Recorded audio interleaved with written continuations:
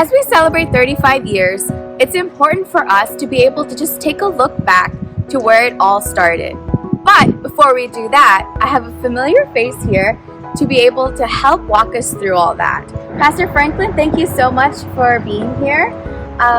Before we start, I wanted to know how and when this all started.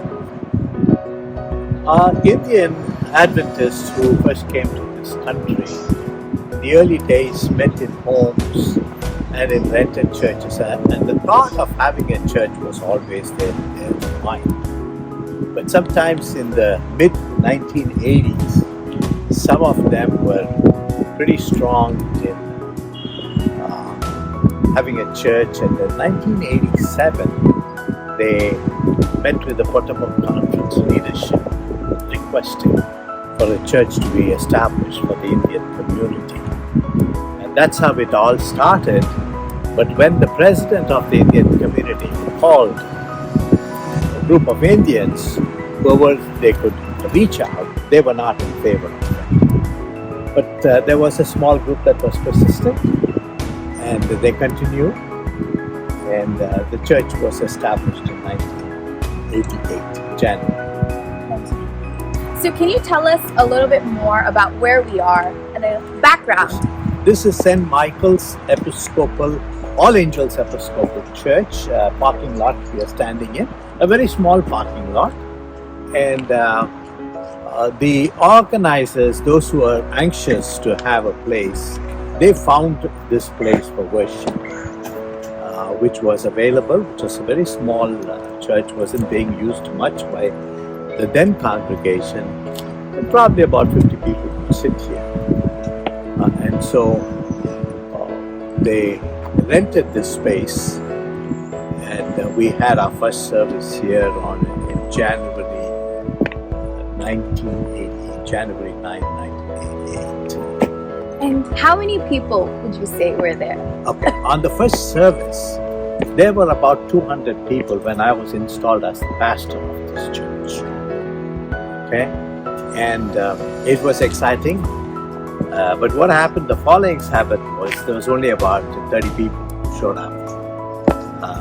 The first day, it was the first of its kind, and a lot of people in the community wanted to see how it was, and they all came, but only about 30 of them returned.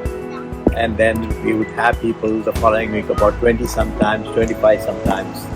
So that's how it goes after the first week. Okay, and can you give us a little tour of this church? The church, I don't know if we'll be able to go inside, but it's a very small church. Remember, the pulpit was falling apart when we came in. I understand, I think they had very few members, and we soon filled it to capacity. And even though we were a small group, there was a choir, and it was basically people who were of the older generation who enjoyed coming here at that time. The younger ones were not that anxious to be here. So that was the most challenging part for the youngsters to come and join the church like this. So Pastor, were there any challenges when you were here? Quite a lot of challenges we had in this place. The first one was the church was without air conditioning. So summers were really hot. I remember getting a guest from the conference to come here to preach. And the comment he made was, "You brought me here to preach and you baptized me," because he was sweating completely wet. He was wet. And then the parking lot was too small. We had to clean the parking lot. And we had no children's Sabbath school. Oh, wow. Annie Thomas then was the only Sabbath school teacher. So from youth to kindergarten, she taught the Sabbath school. The space was not enough, but we continued for several years over here. So how long would you say Pastor lived here? From 1988 to 1995, I think we were here, or 96, 95, 96 we were here. And it was getting very crowded. Members who wanted to come and join the church couldn't find parking, so they'll come and go back, and sometimes we double park, and there are a lot of challenges to that extent. And as I said, the young people did not like to come to the churches, but the pastor who was the pastor of this church, St. Michael's Episcopal Church, he would have a coffee pot at the back, and these young people will stand there, and they will drink all the coffee. They won't come inside. And I remember deacons telling me, why don't you go tell them to come inside? But I would never say anything to them. I just smile and pass on by. But later on, they also came in. They started participating. They became part of the church. It was a good time together. So what would you say was your favorite memory here? Favorite memory in this place? We had a lot of all-night prayer meetings here, all-day fasting. We had some anointing prayers in this place. I think, those were real times we engaged in a lot of prayer and fasting in this place. And one important question, Pastor, that I think a lot of us would like to answer to, who gave you the hardest trouble when you were here? The ones who organized the church and invited me, they were much older than me. They gave me a rough time, very rough time. I don't know. In fact, even when I took up this pastoring, many among my relatives and friends told me that these individuals have had issues with the community, so you better not get involved. But I have been praying to get into ministry since the time I came to this country, and I didn't want to give up the opportunity. If God was opening up a way for me, then I thought I must not say no. And I took it up. So I did have a lot of challenges with the initial group. We didn't see eye to eye in the mission of the church, the way things need to be. Pastor, what would you say was the dynamic between members here? See, the members who started coming here were lost in the other churches that they were held their membership or visited, most of them. And when they came here, they kind of felt it is like being in their place of worship. They felt like family over here, and each one, we all became friends. Not only friends, family. So we celebrated together, and we had a common cause that we need to build a church for this community. That held us together. And whatever programs we did, that kind of was towards the building. And as people came, and even the young people, I was surprised to learn among the young people, as days went by, they would say that somehow we feel like family when we come here. Even when we go to public schools and all that, where we study in our school, when we take lunch, we Indians sit separately and eat. Okay, we feel out of place. But here we were one, and they could participate in service, they could sing, and people could talk, and everything was open. Nobody blamed anybody like that. So we were just one family. That really was what built us to. And what made you come up with the name of Southern Asian? Oh, I did not coin the name. Okay. The name was coined by those who organized the church. Okay. The core people, there are about 5 or 6 of them. Okay. I can name them if you have time to put it in, but there were 5, so about 6, 7 of them were there. But there were a lot of controversies among themselves and me. So, but they came with the name Southern Asia. We are all from Southern Asia. There used to be a Southern Asian division, and so Southern Asian Church. There was already a Southern Asian Association, which was meeting. So the name stayed on. And what was the reason, or if there was a specific reason, to transition from this place to the next church? Mainly, there was no space here. This had a capacity only chairs for about 50 people. But we put in another 100 chairs and we had about 150 people coming in every time. And there was no parking. We could not park people. So we were and there were no rooms for children's Sabbath school as we were growing. So we said we got to look for another place, and kept on looking. I would stop by churches and ask. Some of them were friendly, some were not that friendly, and I couldn't find a place to worship until we could find the next one. And what would you say was the biggest lesson that you learned while staying at this church?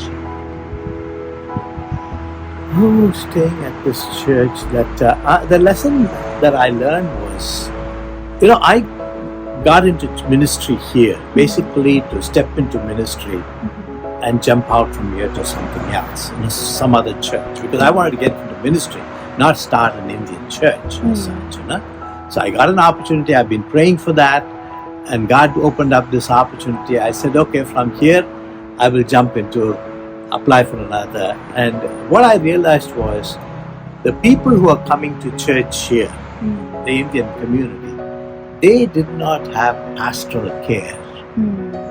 Nobody had visited. I've gone to people's home and they told me in 20 years that I've been in there, you're the only pastor who came to my house. Wow. Okay?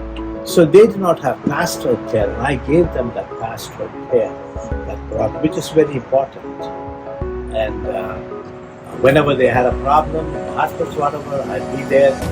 Even before the regular church pastor would get there or whatever. And so I felt that there was really a need for ministry. And so even though I had two other opportunities that came for me, one right over here and then another one in a different state, I did not take it because I felt that I need to stay on here because ministry is needed. And then we had a greater mission to build a church for them.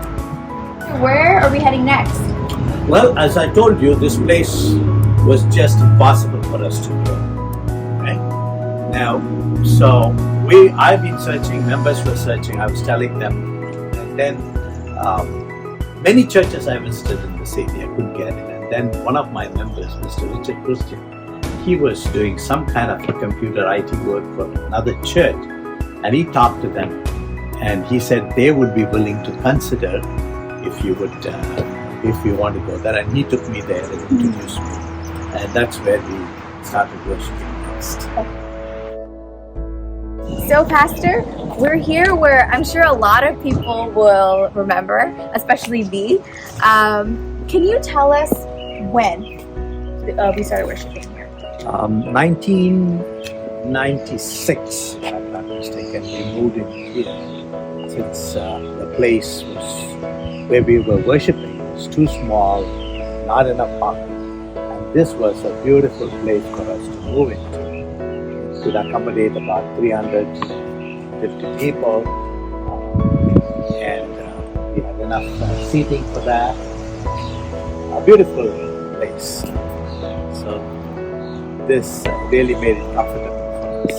So how was the transition from that church to this church? Well, it was certainly exciting in one way, and it was a little nervous because we are going into a different administration. But these people, the pastor and the members, are the nicest people you can meet on earth. Of course, when he first met with the pastor, Richard Christian knew him and myself. The pastor asked about our ministries, and I told him that we needed only a place to worship on Saturday. It's too crowded, we can't. Just if you give us a place Saturday morning, that's all we need. And so he was happy to see our need, and he said, I'll take it to the session. They called the board the session. And when he went to the session members objected. They said, you don't know Seventh-day Adventists. They start, if they give them a little bit time, they'll be here the whole day Saturday. And even the Sabbath is from there Friday. And then I think they had a very bad experience with an extreme Adventist group. The Shepherds Rod or something that broke away from Adventism. They had a Saturday service here, and they had a very hard time with it. So all that came out, and the pastor was a little concerned, and he said we may not be able. So we talked to him and tried to explain to him that we are not that group, we have nothing to do with them, and we assure you that everything will be fine. And he was a very fine gentleman, and he finally went back to the session and got us permission to worship in this place. Can you give us a little tour, Pastor? Yeah, I don't know if this place also is open. I doubt it is open, but the beauty of this place, several things. One is it was a round church. It's a round church, so whoever came in, we could see. You never miss, even when you're preaching or whatever, everybody could see one another. And then it was glass all around. So when people didn't like my sermon and they got up and walked out, you could make out that they were leaving. Okay, so a lot of good things in this place, and we had, of course, the challenge of having baptism. So this was carpeted inside, and so we didn't want to disturb. And there's a pulpit right in the middle, nice, beautiful place. And so we used to have our baptisms outside. We had it in the fellowship hall sometimes, and then outside in the weather. So people, we could see everybody, and whoever went out, I could see them, that they were in church, because everybody came through the same entrance, went out through the same entrance. So that was very useful. So, Pastor, were there any new ministries that were started here that we still have going on today? Oh yeah, Adventure Club started here. As I said, the owners of this building, they said that Adventists will occupy a lot of Saturdays, and that's why not give to us. But I assured them, no, we will be here only in the morning. But then requests came, we want to start an Adventure Club. So Adventure Club in the afternoon. Then a few years later, Pathfinder Club. So we had the Pathfinder Club. We had great help ministry over here in collaboration with them. So quite a lot of ministries originated that we still continue to do. And were there any challenges that were specific to this location? The challenges to this, this church. Of course, we faced the challenge once people started growing. This is a 300-seat capacity church, and then now we were filling this up too, and we grew from 300, 350 to 500, and it was crowded. So we put in extra chairs. Fellowship we could not have much. Sabbath school classrooms were limited. Those were the challenges that we faced. But by and large, we basically used this more than they used it, and it was a great blessing for our ministry. As I said, these are the finest people, and they helped us grow over here without much hindrance to all our programs. And so that is something that I'm deeply grateful about. And is there a favorite memory that you have here? Well, the favorite memory I have here is, you see, I usually sat in my house, which was an office, and prepared my sermons. So one day while talking to the pastor, I told him I'd like to come to sit in. They had a small library, sit there quietly and prepare my sermon. He said, that's fine. So Fridays is when I usually prepare my sermon. So I'd come there. And then one day he told me, hey, I don't use my office on Fridays. I don't come here Fridays. Friday is my day off. Why don't you use my office? And so he let me use his office every Friday. So I would come here and sit almost the whole Friday and prepare my sermons. In those days, I used to spend a lot of time on my sermons, because to me that was very important. People came, leaving all the other churches. Some people came all the way from Baltimore, and I needed to preach well to make sure that they are here and become part of this church. Of course, now I don't spend that much time, but there are great preachers like Pastor John and the rest of them, so I don't need to do that. And how long were we here, Pastor? Oh, we were here for 10 years, 1996 to 2006. And so, what was the reason for us to be able to move from this church to that church? We finally built our own building. I know. That was the dream of everybody. And we prayed, we fasted, we worked.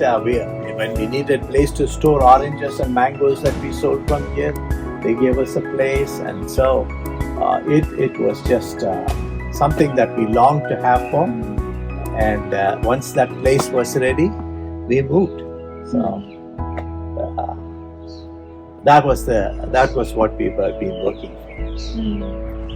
So, Pastor, before we go to our next location, is there anything else you want to say about this place? One of the challenges that I faced in this church is that this was a round church, glass church, and everybody could see everybody. And our music minister, our director, was Miriam Christian, and she went to great pains in arranging people to come and sing for us so that we could improve our quality of worship. And several people in the community would come. She knew the talents in the community. She would call them. And what I did not like is after they sang their song, they would walk out. And we could all see that. So I had to finally, I couldn't tolerate that any longer. And I told Miriam, if you're bringing anybody here to sing, make sure that they sit here and worship. Whether they like that. They cannot walk out right after they sing. If that is the case, then use somebody else. So that was pretty embarrassing for everybody to watch. And I put a halt to that. And I don't like that. When people come here to minister to us, they should be here also. They can't just come and do their part and go away like that. So that was very visible. Yes. Okay? And when we got crowded, there is something that I very well remember. When the place really got crowded, people will sit in their place and they'll try to occupy space and they'll keep moving. So the person at the other end will fall. I remember one family literally got up and left because of that. And Mr. Selakmar noticed that. And he ran and got them on the parking lot and brought them back. He said, I'll find you a place. And they became great members of this church and big donors for our church. So importance of this thing. And one man that I must tell you about is Mr. Chedlawadi. He lived to be over 100 years. But his wife was an amputee. Okay? So he was in his probably late 80s, or almost 90. He would cart her in a wheelchair all the way from the corner where Sligo's school is over here to the church. Okay? And worship with us. Fine person. And among everybody who will get up to give a seat, he'll be the first one. And he was in his 90s. He would get up and give the seat to somebody else. Some good qualities we can learn from some of our seniors.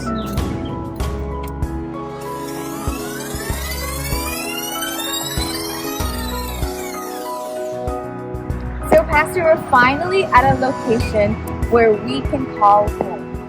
So, what was it like to help start a church from the beginning? Well, the desire was there among all the members. When members put in 100% of their time, effort, and resources, it makes it a lot more easier because everybody is in it for that. And so that's what brought us to this stage where we could start construction of the building. And were there any challenges that you faced in the beginning? We had a challenge of finding a spot. We bought lots. We couldn't get permits, and so we had to sell them. We bought other lots where people tried to cheat us. We lost money in that. So we had a lot of challenges. Then finally, when we got this, after many such trials, this piece of property, the architectural design phase was very challenging. And we lost money with the architect who didn't do a good job. He almost lost $200,000. That's a lot of money. Yes, definitely. That we had to raise by washing cars and all that. So challenges were many, but thank God we did not give up. all of us were here for a particular cause. And then when we started the phase, you see, we were thinking of getting a land, building. And then after we got the thing, the planning took 3 years. Wow. Everybody had their own ideas and things like that. It was going in different directions. So we had to come somewhere. And when did we start worshiping here? We started in 2006, January of 2006 is when we had our first service. What made worshiping here different from both the other locations that we visited today? Well, this was our own place which we longed for. Okay, so everybody felt this is. Second is we had ample space to grow, to do ministry. We had classrooms for children. We had place, even our corridors, if you notice, we purposely built it huge so that people could fellowship. That is one thing people enjoyed, standing outside and talking after the service. So almost everything could fit in here, and we also had a great parking lot with enough space for people. So it certainly was meeting our needs to the fullest extent that we could think about. So a lot of prayer went into this, and every step of the way we could see the way that God answered us. And what was your favorite memory in this place so far? Well, it's still my favorite. Yes. No, this is my favorite place. Sometimes I drive around, and when I go to the side, I come inside, take a ride to my car, and just look at the place, and I keep going because I don't want to come inside and disturb anybody. And a lot of things have happened in this place. Almost everything is a great memory. Every step of the way we built and how people cooperated. It's a wonderful experience. And now that we're celebrating 35 years, Pastor, it's a lot of sacrifice that many people have made, which we have not seen or maybe not even heard. And in the next 35 years, Pastor, where do you hope SASDAC will be in the next 35 years? Well, I would like SASDAC to grow to a greater level than what it was. That is one reason why, though I was in good health, I retired, because somebody younger with greater vision, greater abilities could carry this dream. I've done what I could, and so I would like to see definitely greater fellowship and possibly a great gym, community hall for ministry for our young people who will come and fellowship and enjoy this.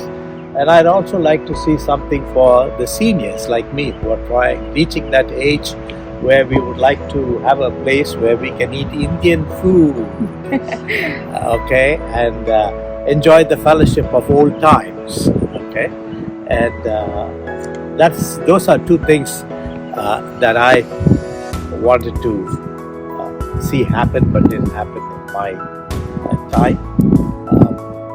One of the biggest joys that I had was to have this fellowship hall built, because in the original planning phase we didn't have the money, and we decided not to do the fellowship hall. It was just the sanctuary and the classrooms, no fellowship hall. I don't know for what reason, right after the decision was made, we told the architects and builders to go forward. I went for a meeting, and I was kind of restless the whole time. Where will we have fellowship? Things like that. What should we do? There's no gym. So I was restless. So that evening I called Mr. Isaac, who was the building chair, and I told him, I think it'll be nice for us to go ahead and do the hall also. And he said, okay, you call the architect and the builder and find out what it will cost to do at least a small fellowship hall. So then they gave me what it would cost, and I said, well, we both talked, and we went ahead and gave the permission for them to go ahead and do that. And when it was finished, to me, the fellowship hall was small. Okay, because I couldn't figure out the number of feet as they had given. I thought that was big in my mind. But still, I'm so thankful that we did it, because so many things take place over there in the fellowship hall. Without that we would not have been complete. And now hopefully a bigger hall can be built for all our fellowship and needs. Greater ministry can be done. And if you had the chance to do everything over again from the beginning, is there anything that you would do differently? I think I would, I don't know how, actually, that's a difficult question to answer. It's a if question. I think God leads day by day in His own way. So I'm thankful for what has been done. And what has been left undone, that's okay. I could do what God led me to. It's not that I did, the people of the church did, every one of them. I mean, if not for people selling vegetables and washing cars and the commitment level with which they worked, nothing could be possible. This building costs about $10 million for us to build. Okay, it can be easily sold for $20 million in today's market. Easily. I'm giving a conservative this thing. Okay, it's the blood, sweat, and tears of people who sold mangoes, who sold gongura and vegetables, and who gave sacrificially. Many of them, widows and others, who gave sacrificially for this. Okay, so that is what made this what it is today. And so I am thankful for their dedication and ministry. Pastor, what do you think makes SASDAC home for a lot of us? Home is a place where you are comfortable. No matter where you go, after the best vacation you have, you want to come back home. In your home, even your toilet is more comfortable. Agree with me? Okay. I stayed in 5-star hotels, best hotels, but coming home is what makes us more happy. So SASDAC is home to many of us. Okay. So when I come here and worship with people who I've grown up with, my children have grown up with, I see people from my home country here worshiping, that is gives me great peace. And now when I come for worship, I see the music is great, the preaching is great, the place is great, it's full. It's wonderful. Your people are tech savvy, they do a wonderful job, everything is fine. Okay?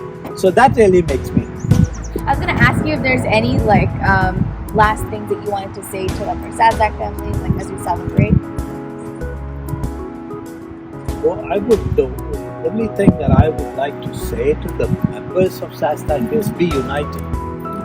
Work behind the pastor.